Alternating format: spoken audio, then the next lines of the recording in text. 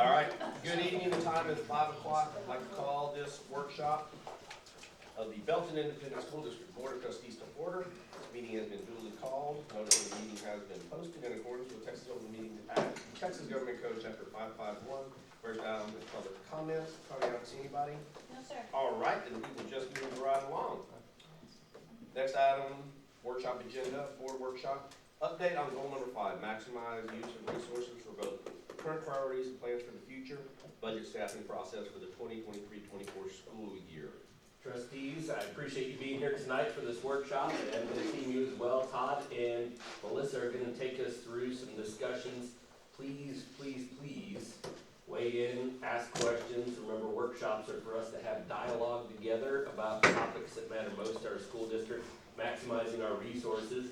As you all know, over 85% of our budget, I think it's 86%, one of them will tell me different if I get it wrong, is dedicated to staffing in Belton ISD's budget. And so these two are often linked together. As we kick off the budget planning process for the upcoming school year, these topics are extremely important for us. So we also have an action item tonight on our agenda that is predicated on some of this discussion. So please ask your questions and make sure you have good dialogue. I'll turn it over to Todd and Melissa. All right, so good evening. It's been a fun-filled day at Recharge, so hopefully I'll be able to get through this presentation, unfortunately. So we're here to talk about. So long. Oh, we got so much in it.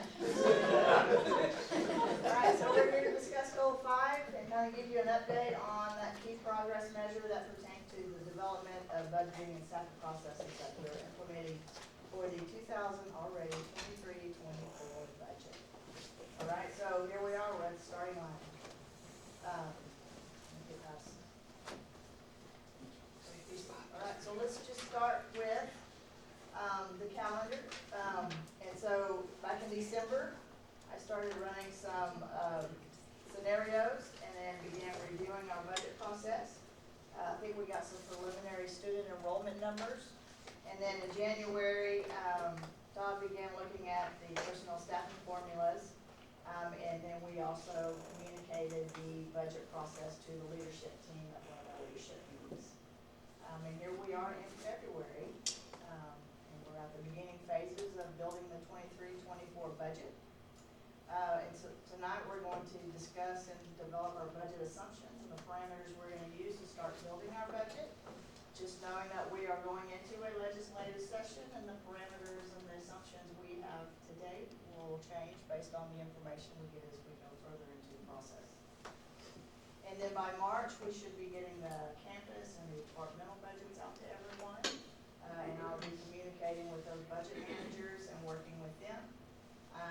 And just so you know, I'll also during that process be looking at a lot of our information technology agreements. There's a new GASB pronouncement that I have to implement at the end of the school year. And that's looking at those and capitalizing them. So what I'm hoping to do is find some efficiencies and economies of scale to where, you know, to try to get the bang for our buck in some of those licenses and save some money. So I do plan on doing that as we're doing the campus and departmental budgets. Can you tell them a little bit about that GASB requirement? So that's basically, last year we had to capitalize any type of lease. So even our copiers, I had to capitalize our copier leases. And so that was last year's implementation, and so for this school year, we're having to implement, so if there's any type of subscription-based agreement for technology information systems, and it's a contract, then we have to capitalize those also. So that means it's almost being treated like a fixed asset. That means I'm gonna put it on our balance sheet as an asset, and then it's also a debt instrument, and I'll have to amortize and all that good stuff like our bonds. So good time, lots of fun. That's why I'm the accountant anyway. One of the challenges with that is the, for example, our copiers. How many different individual copier leases do Oh we have? gosh, we had over, what was it, 150 copiers across the district. Each one had its own individual license. I'm like, what are we doing? Why didn't we package these? So we are going to slowly start packaging those and trying to get better rates on our copiers. Of course, that's going to take time because you're kind of tied to a lease. You have to wait for those leases to expire when you go into the next list and try and get, so I've already given Tammy that directive to start bundling them puppies up, making that a little better. The problem with that is, getting those copiers out to the campuses before school starts, so we'll have to do it in little pods. That makes it manageable logistically. All right, moving on down the budget calendar. Of course, you'll see I had some tentative budget workshops throughout April and May and March. I think the one on our budget calendar is for April, I believe, right, Todd? But I put those in there just in case we get any information out of the session that we may need to discuss and talk about. So just kind of keeping that just in case. Matt may tell me, no, that's not going to happen, but just wanted to have those out there. And of course, naturally, we're going to get into that June, July timeframe where we start getting our property values and start really tightening in and building that budget, and of course, adopting by August 31st. So, any questions on the calendar? If we're gonna get anything from the legislature, I know it's a big if, let's assume it doesn't go to special session, when would we have that information at best? June, July? It would be, It would be late, yeah, it'd be late. So, and typically on this, what we saw from, Hospital 3 and stuff, it really comes in very late. So I think we've got to be pretty careful on not to speculate, but to have, pathways ready for us should something major change, because as you all know, with 86% of it tied up in staffing and stuff, there's some major things that we have to discuss. If any of the budget swings end up in more staffing positions, then we gotta be able to hire and get them in and all that kind of stuff. So we got, the timeline's tricky one in the legislative session. So I'll probably just build multiple scenarios, just based on what we're hearing, and try to go from there. Again, House Bill 3 was painful, because you didn't know until almost last minute. That's right. When you're trying to approve your compensation plans. Okay, so we're gonna start talking about kind of the background that gets us to the budget assumptions I'm gonna ask you to approve at tonight's regular board meeting. Historically, I think we've seen 2 to 4% increases in enrollment from year to year, going back to 2013-14. Last year, we jumped up to nearly 6%, which was surprising, but unfortunately, that student enrollment has declined in the current school year to 2.4% increase. I think we were expecting closer to that 5.76% increase, but that didn't happen. So we will basically be using the demographer's projection of that make sure I'm in the right school year, the 2.6% for the 23-24 budget. So we'll just use that student growth for now. And we will have Bob Templeton, Mike, in March, is that what it is? April. Bob We did it a Templeton. little earlier last year because of the bonds. Yeah, so we'll have Bob Templeton with those updated projections in April. All right, so again, I think y'all heard me say that the trends have kind of gone away. What you used to know is no longer the case anymore. And so you can kind of see from this chart, you can see the enrollment growth from year to year. For next year, the demographer has us at 13,994 students with an ADA, basically, well, and I'm calculating ADA, but you can see that ADA is a percentage of enrollment. Historically, we've ran around that 93%. Okay, if you take refined ADA and put it over enrollment, you get 93%. But if you will look at the 2021-22 school year, you see that enrollment, or ADA as a percentage of enrollment, was 90.4%. And in this current school year, we're sitting around 91.3%. So the problem is, I'm sitting here going, is that my new normal for our attendance rate? So that's what we're battling with. So basically, I'm going to recommend that we use a 92%. That's still looking on the good side, looking at, the 22-23 year comparison, but just scale it down about a percentage on that attendance. All right, property values.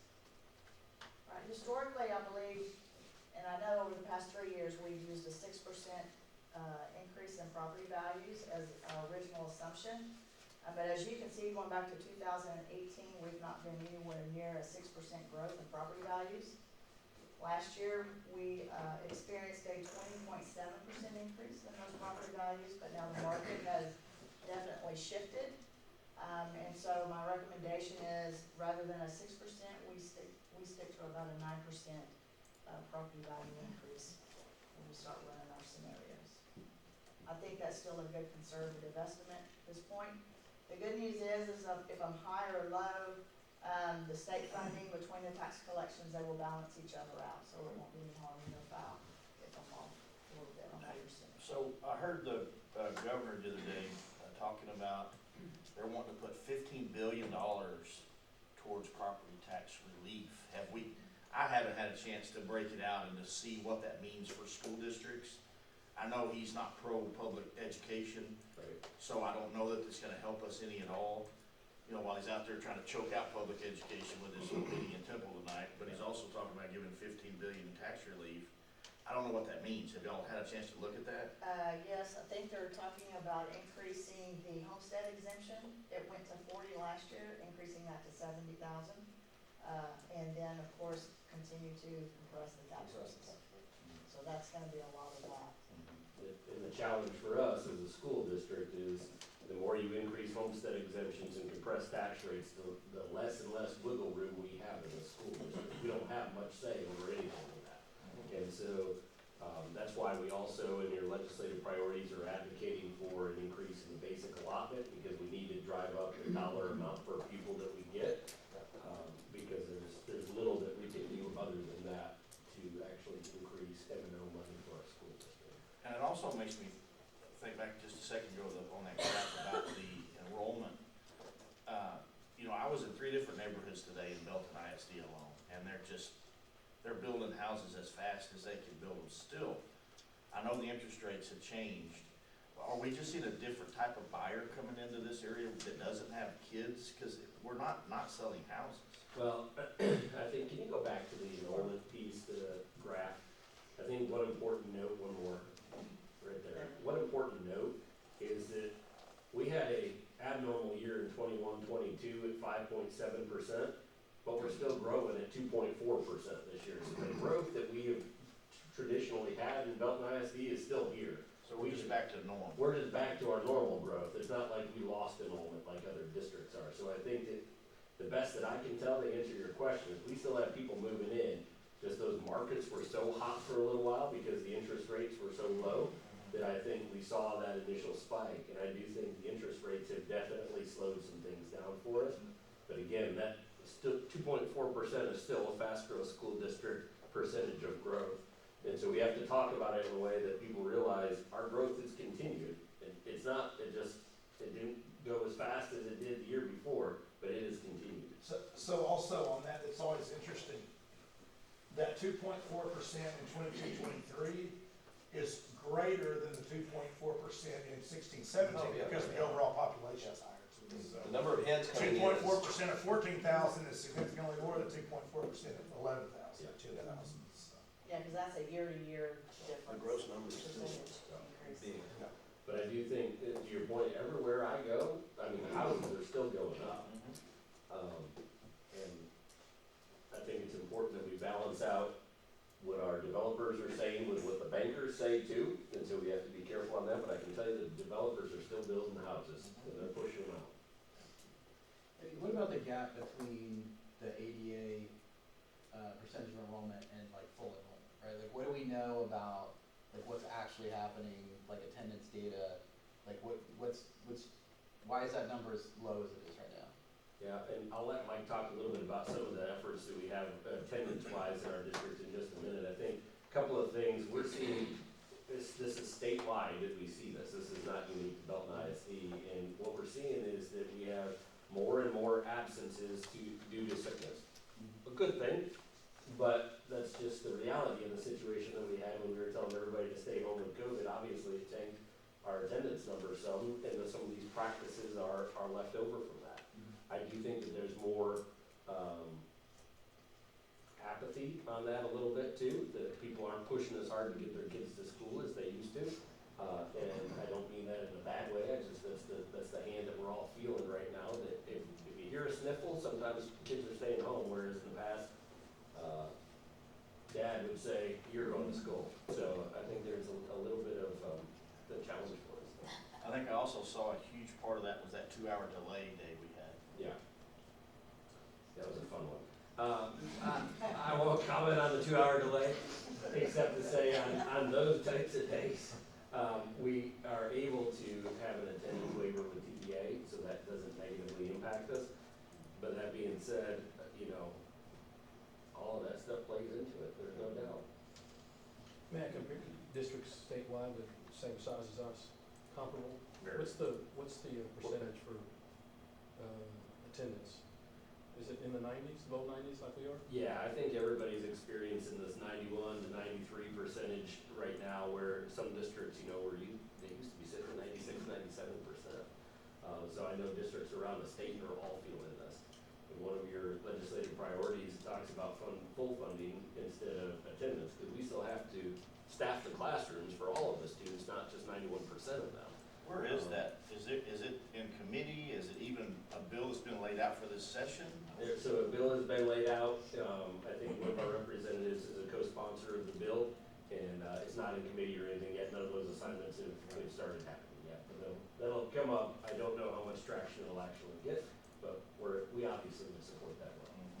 Hugh Shine at his forum, the other day was saying, referring to them as the missing kids. Where did they go after COVID? Where did they go? Like, there's not a lot of research yet on that topic. Don't districts though have truant officers, Mike, that hunt those kids down and find out where they are and make some kind of legal activity to get them back into the schools, or do they just pull them out of schools and say I'm homeschooled? Is that too easy to do nowadays? There's some of that going on. Some chronic absenteeism, some pulling to homeschool. We've tried to get back to more of a pre-COVID mindset with what we're doing as far as strategies and interventions on the campus. We added another half FTE truant officer to try to track down kids and try to figure out why they're not coming to school, get with parents and work through interventions and things like that. It's tougher. It's tougher than it was. And if you'll remember, some of the teeth was taken out of the laws a few years prior to COVID that made it a little tougher to hold parents accountable for attendance too. So parent gets, for whatever reason, pulls their second and fourth grader out of the school, says I'm homeschooled. Is there any way for society at that point to track those kids at all, to make sure that they're learning anything, or they're just out? Right now, it's real hard to track them. Yep. It really is. Wow, that's who he's talking about. Yeah, and again, good news for us is the missing kids isn't necessarily Belton ISD. We still have grown by hundreds of kids, but the truancy and attendance problem that we have, that is more and more, I'll put it this way, the kid that used to miss 2 days is now missing 7 days, that kind of stuff.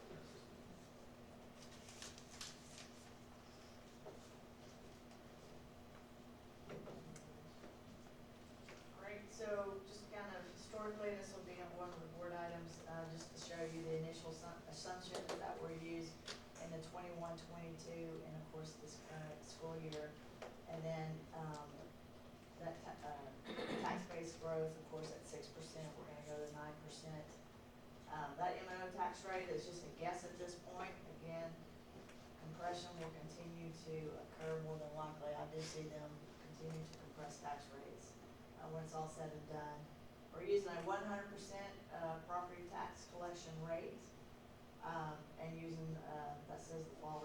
So the latest, whatever the last report was we got from the demographers, the numbers we're using currently. And then, of course, you can see there for 2023, we were using a 6% enrollment growth, but that ended up not being the case. We're closer to 2.5%. So we're going to see a little bit of a hit on our general fund revenues in the current school year.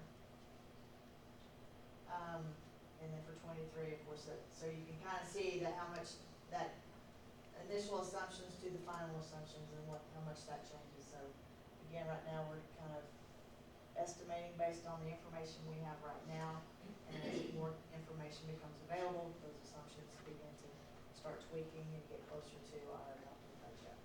Again, that's just historical information, just to kind of show you those changes in the assumptions. How do we factor in the opening of the new school, would that be in January? Anticipated in January? It is anticipated in January, and we're gonna talk a little bit more about that specifically with the committee, the facilities committee next month in some detail. There's a couple of scenarios that we're looking at. One of them would be not necessarily adding a ton of new staff, but just the essential staff for that school to start off with, and then the next year follow that up. The challenge that we have is you always wanna try and space things out as much as you can. So with opening of Burrell Elementary School and shortly thereafter opening our Hubbard Branch Elementary School, we gotta be thoughtful about our budgeting practices for that and try and space it out some. But we're hopeful that some of our legislative session items will help us out with that. So August is out of the question. August is out of the question. There will be some startup costs, and I think that's one of the consent items. Probably about $500,000 that the Right. general fund will have to pay for to get Morel up and running, ready to go, even though it is opening in January. So that will be built into the budget. Our recent meeting, when I was out of town, Dr. Bolden met with our construction manager and our architect, and we believe November 15th is a substantial completion date. That gives us 6 weeks to be ahead of getting furniture and stuff in the building so we could have a second semester open. And that is, they feel good about that, felt good about us being able to start sharing that, and so that was last week.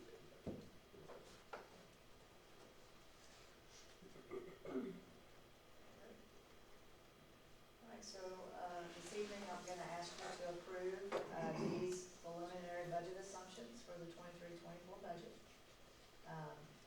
Using the Marfers projection of 13,994 students, an average daily attendance rate of 92%, 93% we've historically used. Property values increasing by 9%. And we're gonna start out, right now, we're saying a 2% pay increase, but that is definitely subject to change at this point. That's just a starting point to kind of give us a place to start doing some scenarios and some runs, just to see where the general fund budget's what it's gonna look like.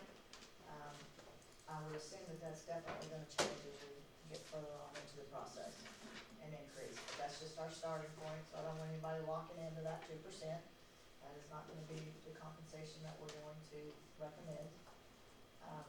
And then other increases, I think Todd had mentioned, for Burrell, we're probably gonna need about $1 million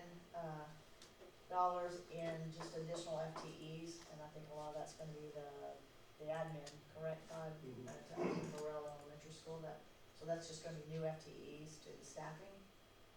And then some market adjustments around $350,000 to $400,000 to get some of our paraprofessionals and our auxiliary up there as far as pay. Right now, campus allocations, we're just gonna start at the bottom line until we can kind of get a good scenario. And then, there, of course, for the campuses, they get allocations based on their projected enrollment. And then those will be rolling out in March.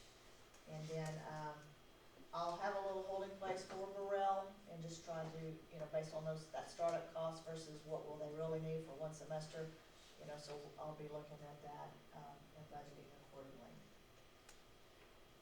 For now, we're gonna assume that we're gonna use 1% of expenditures, for capital improvements. And things come up, throughout the school year, so I think it's important that we try to get that back into our budget to help with some of the facility needs. I know the path at the high school has become problematic for us, and so we need to start, for lack of better words, rat holing some of the, to help with those kind of situations. And don't forget the new programs and campus improvements, I always want to say capital improvement, but campus improvement funds, and I believe Gabby kind of oversees that money, where the campuses can apply for additional monies on campus. We're leaving the benefits flat at $400 a month for employees on the health. And then right now, the tax rate, as you can see there, is basically compressing a little bit further, but again, this is going to change drastically. And that was just on my first scenario, so right now 92.85 cents, and then 39.4 for the debt service. Debt service, I don't anticipate us moving that rate too much, but that M&O rate will be subject to that additional compression, which will be, the legislature is definitely gonna go jump after, so. Be interested to see how far we can press down, right, through these economic conditions. So just a reminder real quickly, board, we bring, the preliminary budget assumptions to you so that we, as an administrative team and board of trustees, have a same starting point for developing a budget. These all change, as you've seen, based on Melissa's numbers, but this is so that we're all on the same page with the starting point.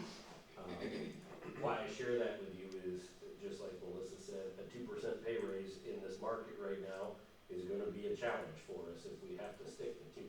There's probably more realistic, it's gonna be higher than that for some positions.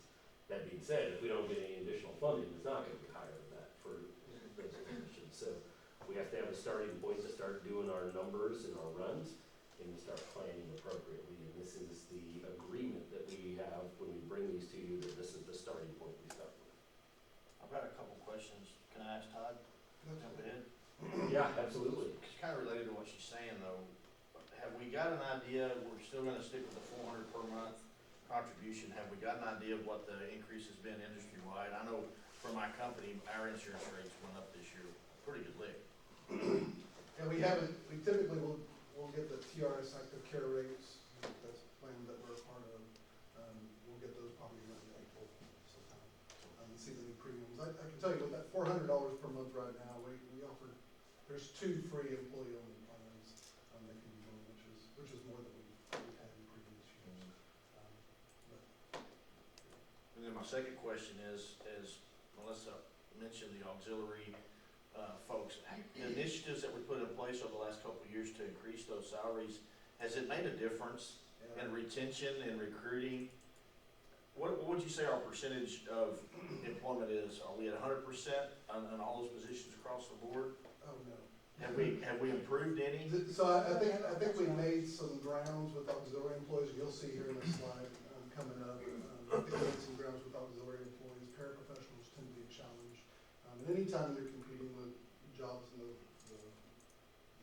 private sector, it's a challenge for us. But I'll have some data on some slides coming up. I would say I believe that we're better staffed in transportation. Mike and Todd, you helped me on this one, but I believe that some of our changes helped our transportation bus driver situation, but we're not seeing that across all employee groups yet. Don't they get benefits, the bus driver folks? Mhm. They do, don't they? Great. So next steps, we will continue to revise these projections as new information becomes available and heavily monitor that key legislation as they keep moving in the session. And then, of course, we'll be continuing to look at staffing formulas, reviewing that and maximizing campus and departmental budgets and trying to find those efficiencies and economies of scale.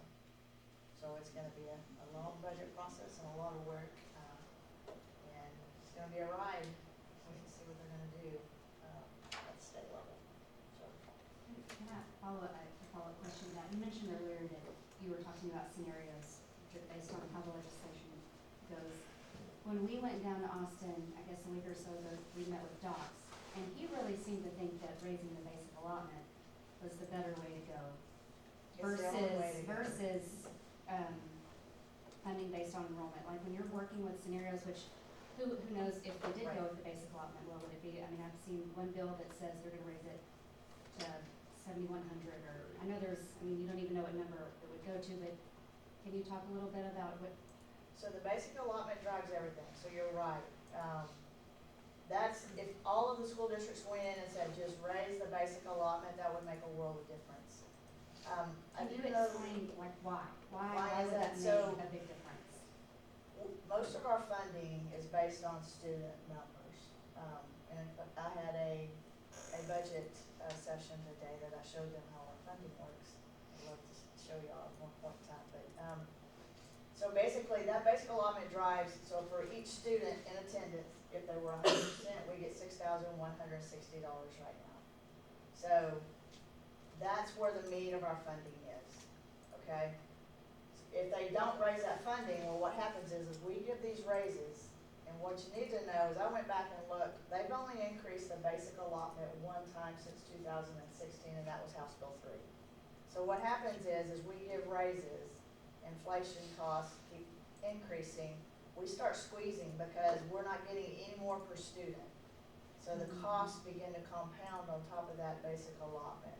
And if they're not keeping that basic allotment with inflationary measures, that's where we start getting into these deficit budgets. And I know at TASBO, that was a big discussion. They asked, how many of you are gonna be in a deficit position? It was about 3/4 of the room. We were all gonna be in a deficit position because that basic allotment is not increasing at the pace that it should be. So our only lever at that point is like a tax rate reduction. That's right. So we decrease that Right. and that portion. And that still won't give you the bang for your buck that the Right. basic allotment will give you. So we're missing about, what, 900 students? You know, 92%, what is that, 900? Well, not really. I do know that a 1% decrease, right, I ran for my training today, a 1% decrease in our attendance rate is over $1 million. So just that 1% is $1 million to our $8 million. general fund. So what happens is, if that basic allotment isn't increasing, and we give raises, now our costs are outweighing the revenue, right? So we're getting above that revenue source. And then when the attendance is dropping, we're taking that hit. And so it's just compounding. As we get additional, so the additional students we got this year equates to nearly $4.5 million in additional revenue.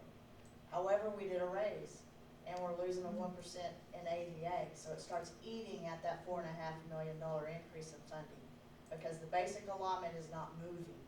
Whether we're collecting more taxes, it doesn't matter. The taxes and the state funding, it all goes into a bucket, and you're not getting any more per bucket. So however many students you've got is the size of that bucket.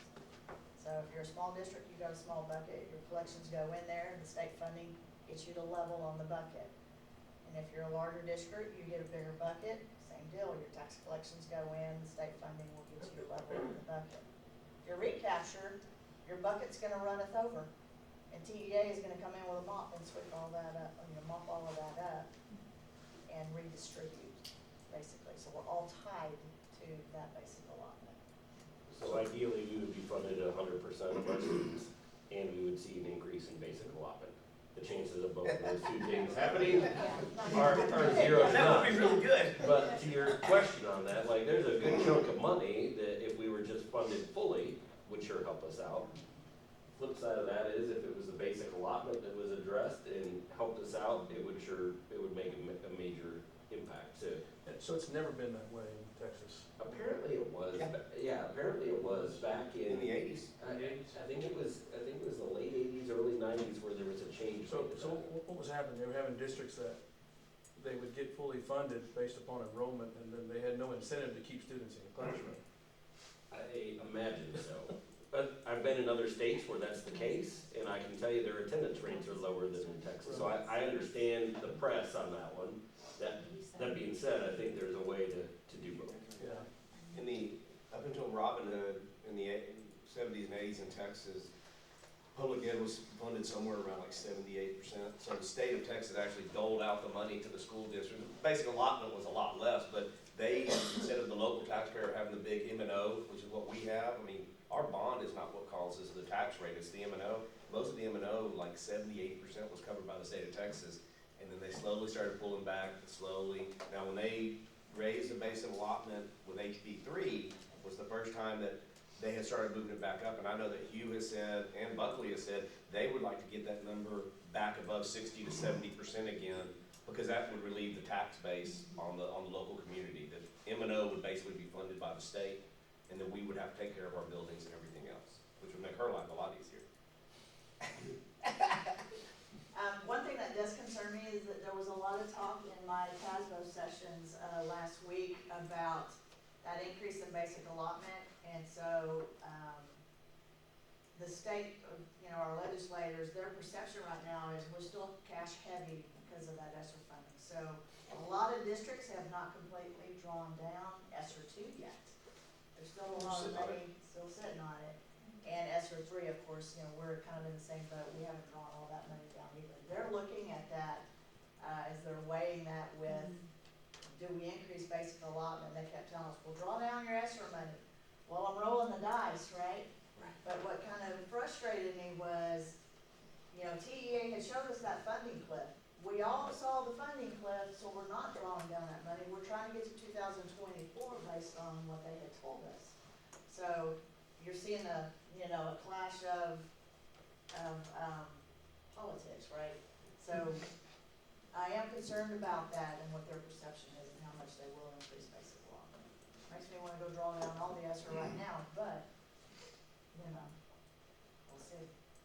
I just pulled up the number real quick just to share with you the current state and local share of the foundation school program, so the basic allotment basically, and everybody gets, the state has 32.9% of that this year. Yep.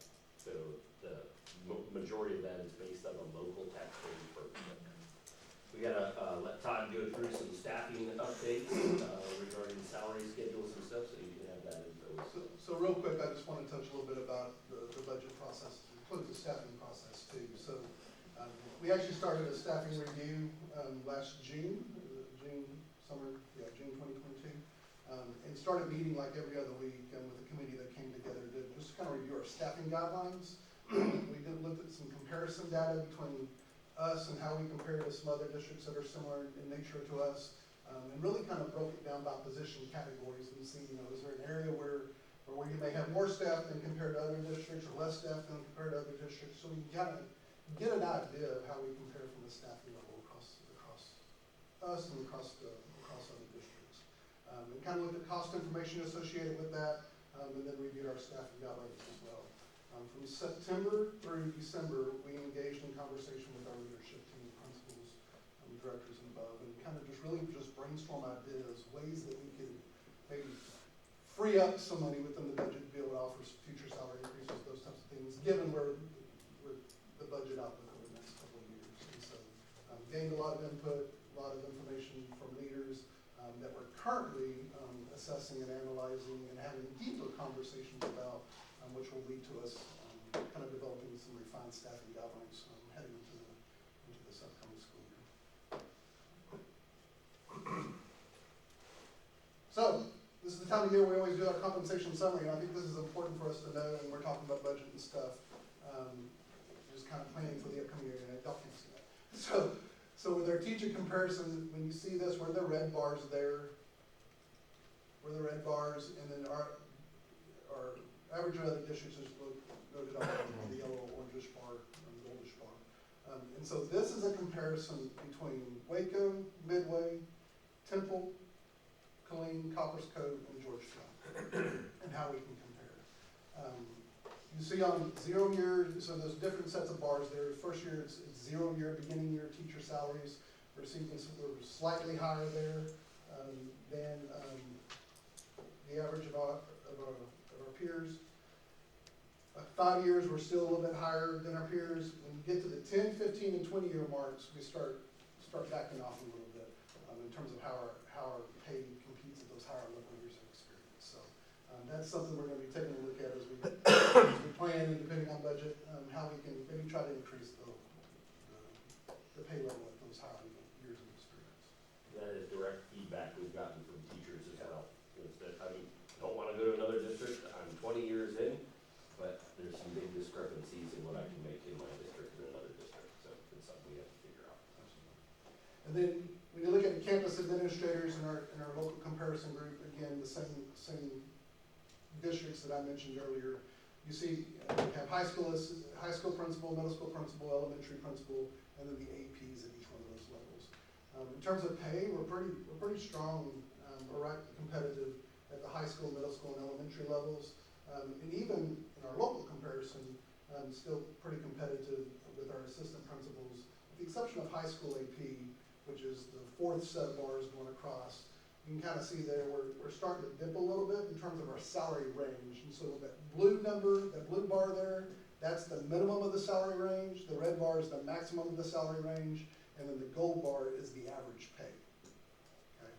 So So that fourth category over there, you kind of see that dip in that red bar, and that's about 90% of the market median is what that's representing right there. So it might be a review of salary range that we need to be thinking about for high school assistant principal. Alright, so we're reading, so from reading that, right, so for the high school assistant principal, right, the one we're just looking at, Right.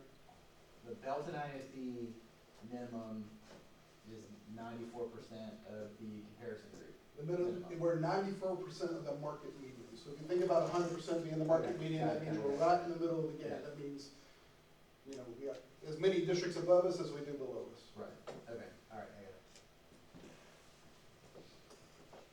And then when you look at administrators in our 12 to 17,000 comparison group, again, we started doing this probably about 3 years ago, just kind of reviewing what our salaries are and how do they compare to enrollment districts between 12,000 and 17,000. And so still pretty good with the principal levels, but when we get down to the assistant principal levels, we really dip there, especially with high school assistant principal. We have the range, the minimum, maximum, that dip down into the high 80%, and then 90% in terms of average pay.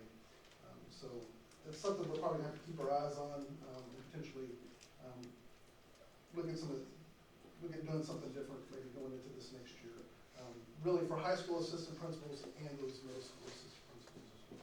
Todd, of the pool that comprised your information here, do you know which districts consistently, or which district is consistently the lowest and which one is the highest? Not right offhand, but I've got the data and I can show that back down. It is important to note that he was comparing local districts before, but this is the 12,000 to 17,000, so this is statewide. Yeah.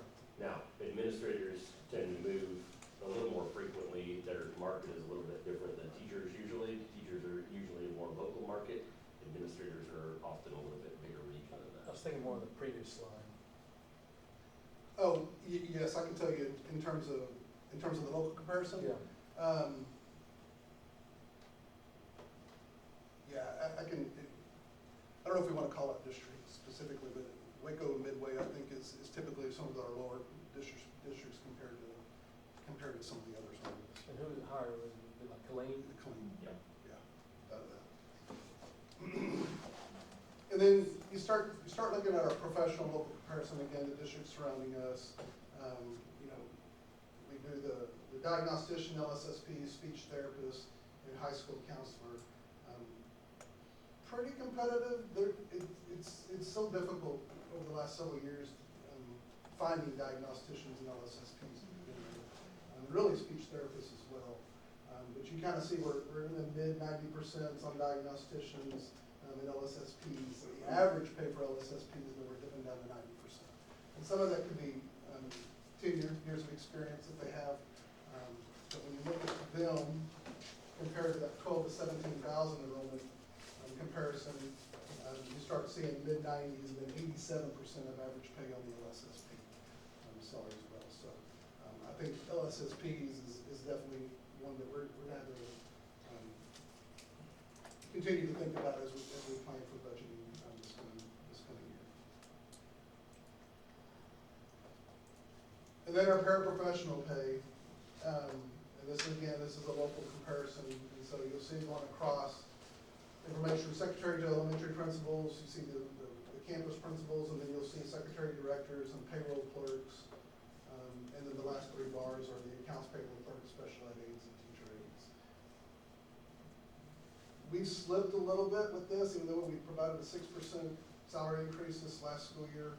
I think other districts probably provided significant increases to their paraprofessional and auxiliary staff last year as well. And so, reminder about these groups too is we contribute 6.2% to Social Security.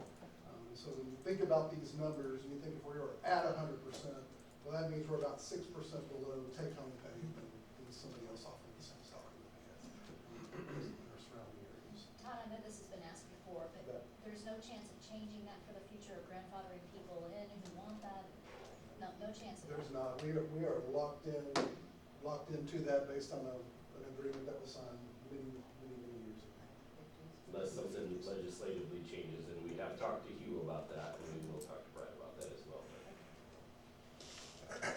So what's interesting about the paraprofessional data, when you start specific hourly rates and how we compare to the average hourly rates, ironically, paraprofessional pays almost about $2 off in terms of minimum pay across each one of these categories. So it's pretty consistent going across when you look at each one of these individual positions. Todd, just so I have clarification, because I can't see up there, what's blue, what's red, and what's Yep. yellow again? Blue again is the minimum, red again is maximum, and the gold is the average pay. Average of the local comparison. Average of local comparison. And then you'll see the auxiliary data as well. Again, min, max, and average pay. There's, the bus drivers are represented on,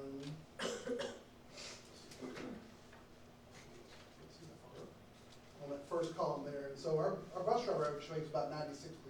We increased it to $17 an hour this school year, and it really has helped out in terms of, we haven't been this full with bus drivers as long as I've been here. This has been a better year. It's not to say we're fully staffed.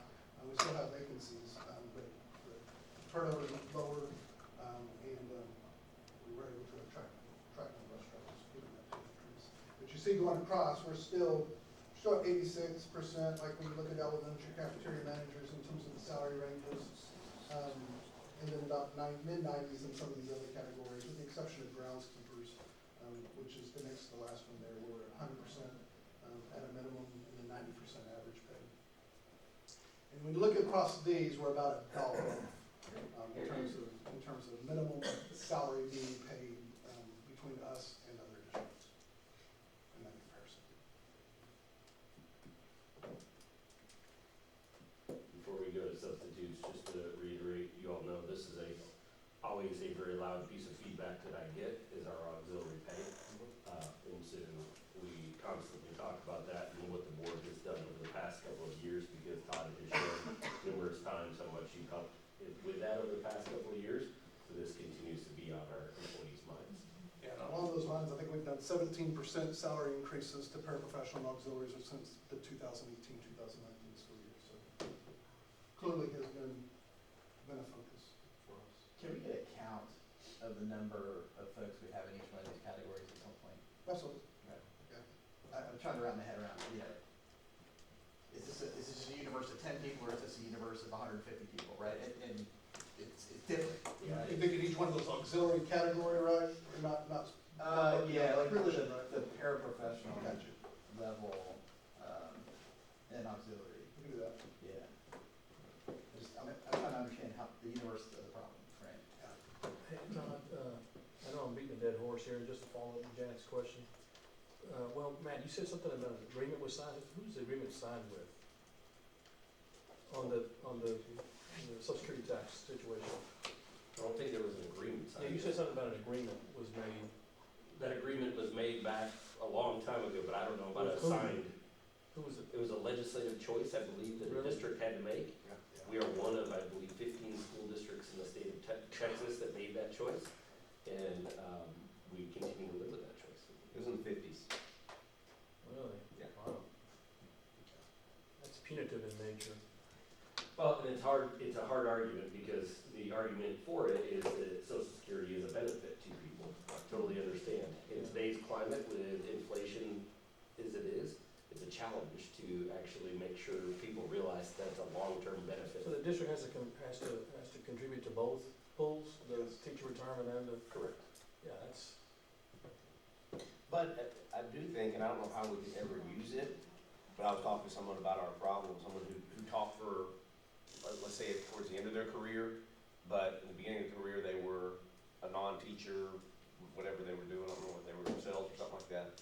And what he said, because I was talking about, the bind that puts us in, he's like, well, he goes, if you've got an older workforce that you're trying to get, he said, that could be a heck of a benefit, because you have somebody that can get their last quarters working for the school district, Sure. where he said, you can't go to Temple and get that because they don't put into it. And he said, somebody in their 50s that's looking for part-time work, he said, that last quarter might be something. That's right.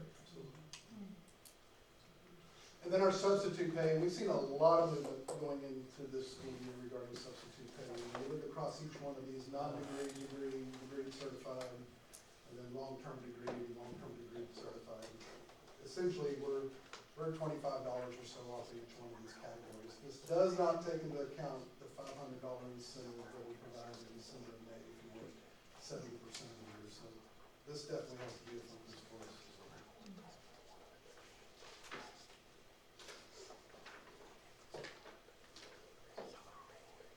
So just kind of real quick, just kind of in summary, like, so the teacher pay at the higher experience levels, the LSSPs, the paraprofessional staff, auxiliary staff, and on substitutes, those are the categories that are kind of outstanding to us when we look into this data. And so that'll be our focus as we think about budget for this upcoming year and what we can do with those things to assist those areas. Board, we're gonna wrap up this portion in just a minute. Are there any questions for Todd or Melissa on what's been presented to you tonight?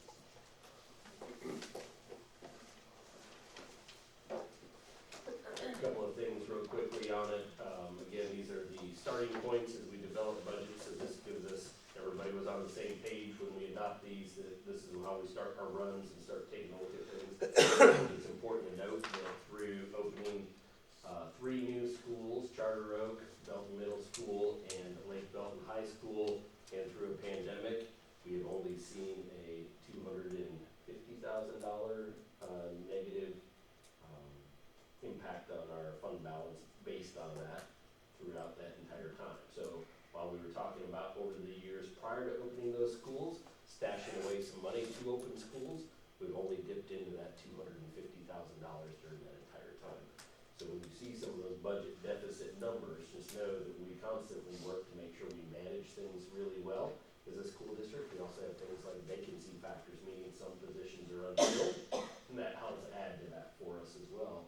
But I think the board has done a great job and the administration has done a great job in managing that money very well, considering that you were planning ahead and stuck some money aside and we've only had to hit $250,000.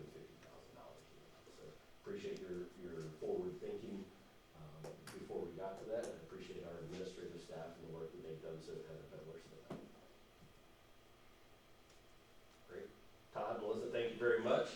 I'm going to invite a friend up to talk to you real briefly. I want to introduce, this is Amy Dodson. She works for Raise Your Hand Texas. Amy is, yeah, Aaron's smile. They're like, yes, I like Raise Your Hand Texas too. Amy is one of our representatives that works with us. She was meeting with me a week or so ago, and we thought it'd be real good just to introduce you to Amy. She helps keep us well informed of what's going on legislatively, and just thought she'd give you an overview of Raise Your Hand Texas real quickly, what they do, and what they're seeing legislatively before we close our workshop. I tell you what, one of the first things I would say is, I mean, just kudos to each of you. I mean, the questions that I sat, and I've been in many board meetings, and so the intelligence and the thoughtfulness that you put forth questions and sincerely want to know the answers and how it's best to help Belton, just to be commended. It's just amazing. And I kept thinking, what can I update these folks on legislatively? They know what's going on. But just for you to know, before I get a quick ledge update, Raise Your Hand Texas, if you don't know who we are a nonprofit, nonpartisan public education group. We solely play in realms of supporting public education. That's it, that's all we do. We're not membership, we're not fundraising, we never ask you for anything, but your voice, your ideas, your opinions. We're blessed to not have to do anything else, except just to be able to be here to help. I am the senior regional director, so I work with all of this area and everything west, and so it's an honor to be here with you. I spent about an hour and a half with some of your folks during Recharge today and did a whole session, and it started, I was a late ad, so it started with a couple of people, and then like 10 or 12 people, I was telling Gabby, and it was a full room full. I had 27 people crowded in there to talk about legislation and wanted to talk about how they could get involved. So again, kudos to you. I shared with them your priorities. It was one of the things I put in my slide deck so that they knew what you all had come to as an administrative group and a board to say this is important. We've got 100 days left. We're now in the countdown. We have 100 days left of the legislative session. Signing day is May 31st. It is fast and furious from here on out. So we had House committee appointments 10 days ago. You all are well aware Brad Buckley was named chairman of House Committee Ed. It's very exciting, which means that Belton, with Representative Shine and Representative Buckley, you're in a very wonderful position to really have your voice be heard in a very real, tangible, and ongoing way. And I think that's, again, so exciting to hear the conversation and the depth of understanding you have that have already been shared. One thing I will say during the meeting with the Bell County Superintendents, you didn't get to be there, but I got to be at the luncheon. with Representative Buckley 48 hours after his appointment. And it was really great because he said a couple of things I wanted to pass on to you. One of those is he was imploring those superintendents and then in turn their staffs to engage, to please engage. He wants to hear, he wants to know how the decisions and legislation will impact your district, your teachers, your classrooms. I think that is admirable, and I think it's sincere. You've worked with him, you know him. I think Representative Shine will be the same way. The other thing he said that I think was really valuable, and I share with your teachers today, was he will really, as the chairman of House Public Ed, use the guiding question of how will this legislation impact those who have to implement it, which I think is a stellar question to be guiding principle for anyone in House Pub Ed. You've already covered some of the things that are funding, huge issue right now. We've got enrollment funding, or funding based on enrollment you've talked about. Representative Buckley himself said that's pretty expensive, that's a heavy lift. The key here is basic allotment. You've put it on your legislative priorities. The only thing I would add to it, you've already talked about basic allotment, such a great explanation of the water cup and how recapture works, and we just need the cup to be bigger, and that's what basic allotment. But the other piece of that, beyond just the need for more funding in our schools and the need for it to help with recapture. Recapture is estimated, last session it was $3.3 billion.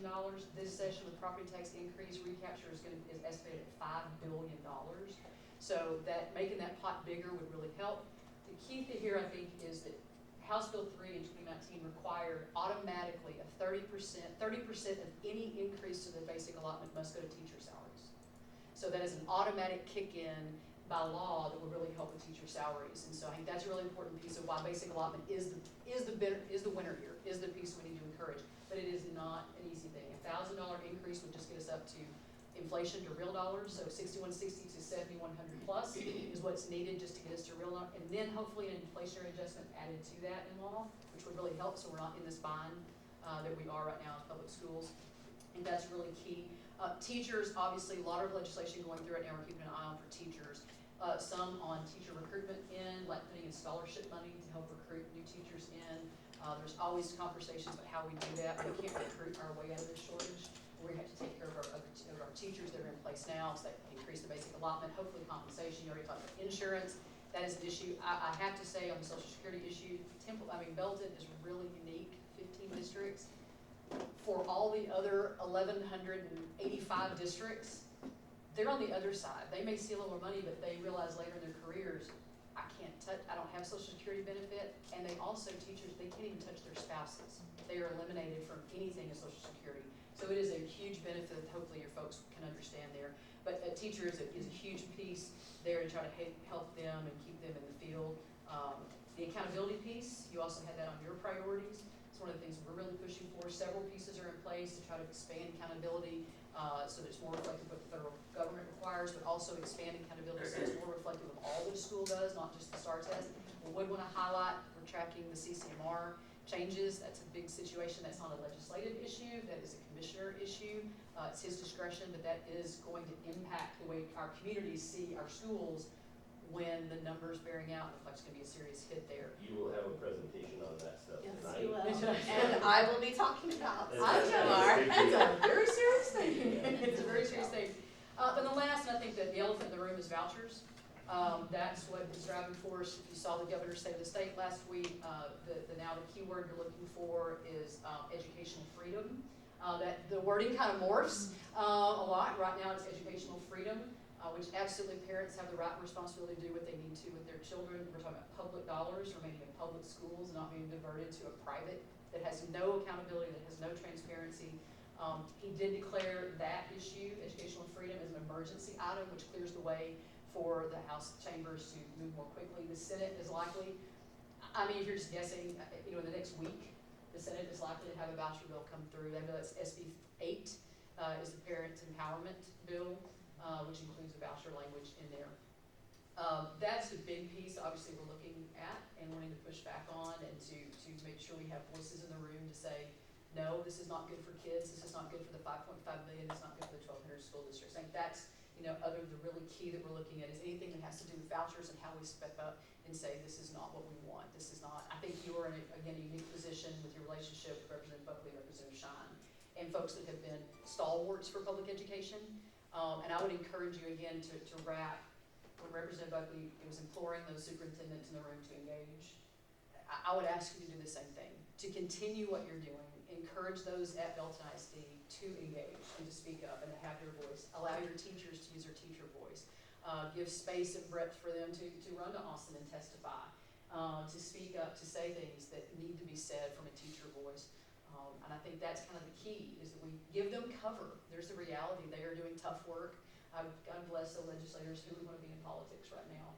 It's a difficult thing, but they need to know not only how we feel to represent us effectively, they also need to know that when they go and face opposition, sometimes in their own party or in their own house, that they're doing it because they're representing their constituents. And so they can't know that unless we speak. So again, just kudos for what you're doing, but ask you again to just continue to do that ongoing. When you see something in any way that we can help, Raise Your Hand Texas is going to be there with you. We're going to strive to keep in touch. We will keep in touch. I will keep in touch with your teachers. A lot of them today in that room said, yes, please keep me in the loop. We want to do something to help. And I hope that just grows so that Belton ISD's voice is heard in Austin very clearly, and to reflect the good work that you're doing here. So that was a highlight. So y'all have so many things, but I just appreciate the opportunity and appreciate what you guys are doing. We appreciate Amy's partnership with Raise Your Hand Texas to help, and you'll be getting a video that Amy sent to me. Great, great video on the basic allotment that you'll be getting this week. I do have one question. Yes, sir. Have y'all had, one of the things I get in a lot of arguments with the community is about this voucher program.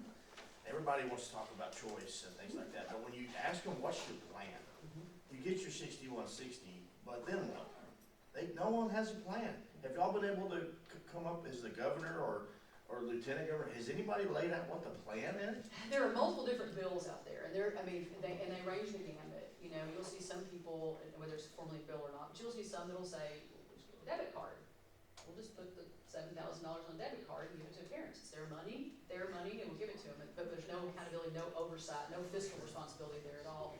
And then there's others, there's all the way to the other end of the spectrum that's like, no, this is about, this amount of money will only go directly to, we will pay the private school, period. Once you're admitted and enrolled, we will pay the private school that voucher. So there's no clear cut. There's a lot of conversation, a lot of media level conversation about this, but in terms of actionable items, there's no decision yet. There's just conversations and helping people understand that. I had someone ask me last week, isn't competition great? Wouldn't this be good for competition? We could do that. I said, well, I laid out for them the entire list of what public schools have to do. Take every student, discipline every student, teach every student, all the paperwork, all the things you have to do. And the private school has zero. From financial transparency, zero. Is that a competition? Is that really? Is that gonna be maybe the saving grace, that there's gonna be politicians that hook into that and say, hey, if you take the 6160, you're gonna have to follow the same rules that public ed, in which case a lot of the private schools are gonna be like, no, we're out.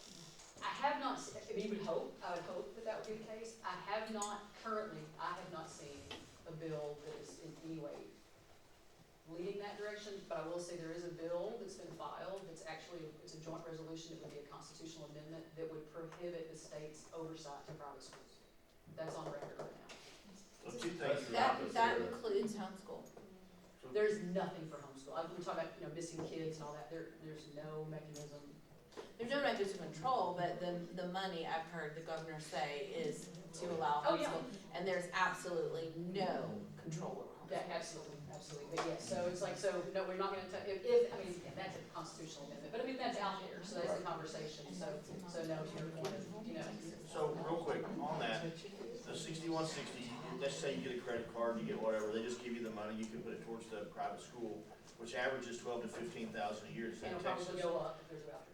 Does that mean that private school, that's what you get for that kid and you have to take them, or does the parent have to come up with the difference? No, there's no mechanism in place that says, the private schools have to take. So they have to come up with the difference. Right. So the And second they thing certainly is, don't take students. if you took the enrollment of our private schools in just the Bell County area, they're full. So where's the infrastructure for these kids to go? And there are 164 counties that have no private schools, but there are private vendors that are already saying they will go to the rural communities and have no So private schools, and they'll this start a pod. is a no-go take that plan, and they're just using this for politics and to get votes. Is that pretty much what this is? I'll tell you what I'm concerned about is it might be no-go for next year, but the amount of private schools, charter schools, other options that will pop up if something like this is passed, I think we'll see it in the following years after. Well, Bonin said at the luncheon that we went to that it's gonna make it through the Senate, but it won't get through the House this time. And we're not getting any redder in the big cities. So I would say overall, unless there's more gerrymandering, they're gonna be You able can't touch to for keep, 10 years. you're gonna be able to keep the House the way it's supposed to be, and it shouldn't ever be close. There's a lot of pressure. Yeah. There's a lot of, how do you work with one another and how to get your own bills through when there's a deadlock between chambers, and it's always something to consider. I think what really has to be said is Representative Buckley, Representative Shine need you. They need your cover, they need your voice so that they can stand up for whatever they believe is right for their public schools, and I believe that they want to do what's right for the public schools, that they can say that this is what my constituents want or do not want. If left alone, it's a lot of pressure. And it sometimes starts with special ed voucher. If you look at the tracking of Arizona and how Arizona has come to now that they're crumbling, they're completely unfunded, and now they're saying there's a bill for Arizona right now that will eliminate, you don't even have to have a college degree to be a teacher anymore. Because they don't have enough funding to pay them, they can't get teachers. It's just crumbled, and it all started with their sped vouchers. And it's gone down from there, so. It's a crazy fun time. We've got 99 days, because it's closed now. 99 days, so. Thank you, board. Hey, All right, thanks. 6:06, no further business, meeting adjourned. Everybody start running. Just because they're-